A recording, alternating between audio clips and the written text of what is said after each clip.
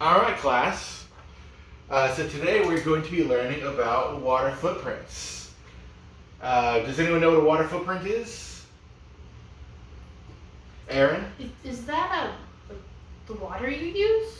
Yes. So your water footprint is the water that you use every day. And it's not just people that have water footprint. This bottle of water has a water footprint. Every step of the process to make this bottle of water and fill it with water uses water, and that is the water footprint of that. Your paper has a water footprint. This nice wooden table has a water footprint.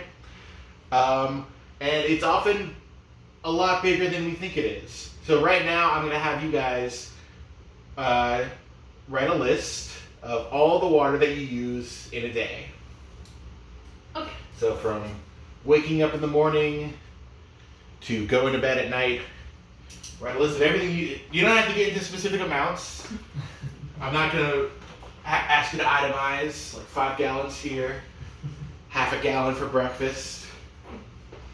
Just think about everything that you do in a day. In an average day, if you go to a water park, you might use more. But on an average day, what do you do that uses water?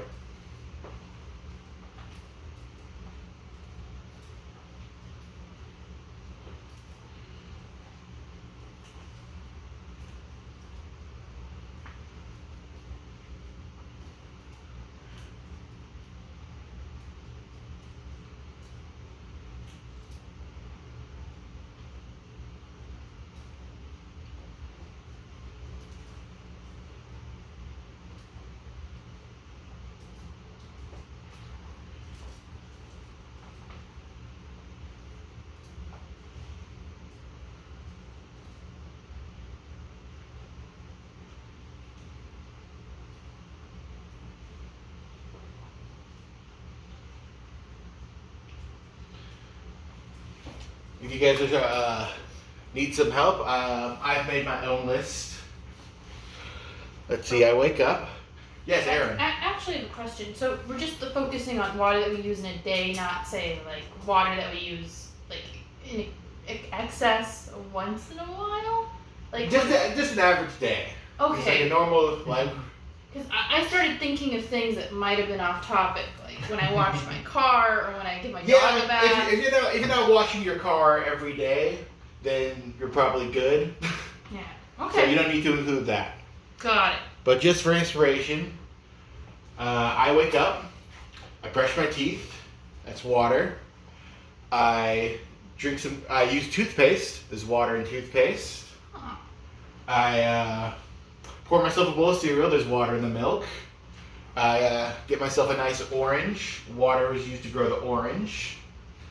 At some point I put on clothes, you need water to make the plants, or actually any even non-plant based fabrics require water. And I'm wearing clothes, so I'm using that water as part of my water footprint. Yes. So when you're saying like your water footprint, it's also the water used to make the item, not just actually using water. Because I was Yes, thinking, because we're not just talking about like just water that you use. Just think about all the water that is used for everything that you do. oh, okay, all right. I get to school, I pour myself a cup of coffee. There's water in there. There's water in that coffee mug that I make if it's ceramic, because you need water to make clay and glaze for that matter. I eat lunch, I get a nice sandwich. Let's say I have a ham sandwich. You need water to raise those pigs to make the ham. You need water to grow the crops to make the bread.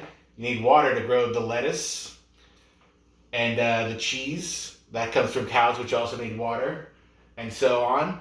So you can see just about everything we do in a day involves water. And that all of that is part of our water footprint. Now I want you in your table groups to share your lists and see who's got a longer list. See if maybe like there were some things you didn't notice. Okay, So go ahead and all right. share with your groups. You go first, Ross. What did you write? I include basic breakfast, lunch, dinner, like the meals of the day, plus just drinking water as the day goes on. Okay. Using restroom amenities. That's true. Flushing Yeah, the toilet. Yeah. Yeah, Mhm. brushing my teeth, washing my face, giving water to my pets for them to drink. Mostly stuff that you would expect, like Okay. direct use of water. I put similar things. One thing they did was different was water for the plants. Sure. Water. I think you said all the meals I put for cooking because whenever I cook, I always use water to wash things or maybe like boil pasta, for example. Yeah, I had washing dishes too. But yeah, pretty similar. But I wanted to cross out a clean car and washing the dog because that does not happen every day. So I think your list is longer. Roughly the same. Yeah. Yeah, I mean, those are good lists. But like I said, there's tons of things that we do every day that need water. Mm-hmm. There's paper. To make paper, not only is it just like, oh, trees need water. Paper's made of wood pulp. And so you need to grow water to grow the trees. But also, the process of turning the wood pulp into paper, that's even more water. Because they gotta, there's water involved in the process of like mixing it and like smoothing it out and then drying it out into paper. Those little blue lines on there, that's ink. That takes water.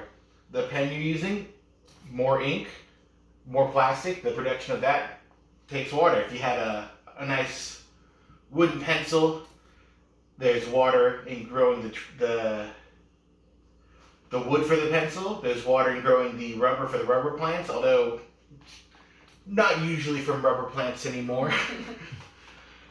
It's usually sometimes synthetic. Graphite, in order to mine graphite, that takes a lot of water. Sometimes they use it to like directly like blast chunks of dirt away. Sometimes it's just to just clean off the usable ore. What I'm trying to say is we all use a lot more water than we think about. And one thing a lot of us drink every day is cola, soda, or tea or something. And how much water do you think goes into making a bottle of cola? I would imagine quite a bit. Like say like a 16-ounce bottle. Aaron? 2 gallons. 2 gallons. Good. Anyone else have a guess, Ross? I'll say maybe around a gallon. A gallon. All right. I'm gonna pass this handout to all the groups. Aaron, can you tell me how many gallons of water does it take to make that one bottle of cola? It's 46? 46 gallons of water to make one 16-ounce bottle of cola. For one bottle? Yeah, for one bottle. But why is there so much water just for a little bit of like this is such a small amount of liquid? I don't think they can fit that much water in one bottle. No. So if you look at our handout, the actual water, it's only like that 16 ounces because most drinks are mostly water. Like the other ingredients count for very little. The manufacturing supply chain, that's like the factories that make it, the trucks that deliver it, the stores that produce it, that's another 3 gallons. And the production of the flavoring, that little tiny like 1% that's not water, that takes 42 gallons of water to make the flavoring for one bottle of cola. Whoa. That is ridiculous. Yeah, That's nuts. it's a lot of water. Some might say too much water. And that's why our activity today is we are going to be taking on the role of a sustainability officer for a company that produces either smartphones, leather boots, or chocolate bars. I'm going to split up the groups and assign each group a different product. And you're going to be examining the supply chain. Now, the supply chain, as I said, is everything that goes into getting the raw materials to you in the form of like a bottle of cola or the leather boots, the smartphone, the chocolate bar. And you're going to be trying to figure out how your company can save water. And a big part of that is going to be asking questions like, why does this step take so much water? Is there a way we can do it better? And I'm going to be handing out worksheets, and the first thing we're going to do is figure out what we know about the products.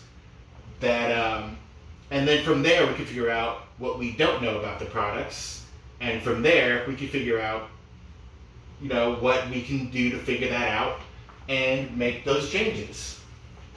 All right, so I'm going to pass out the worksheets now.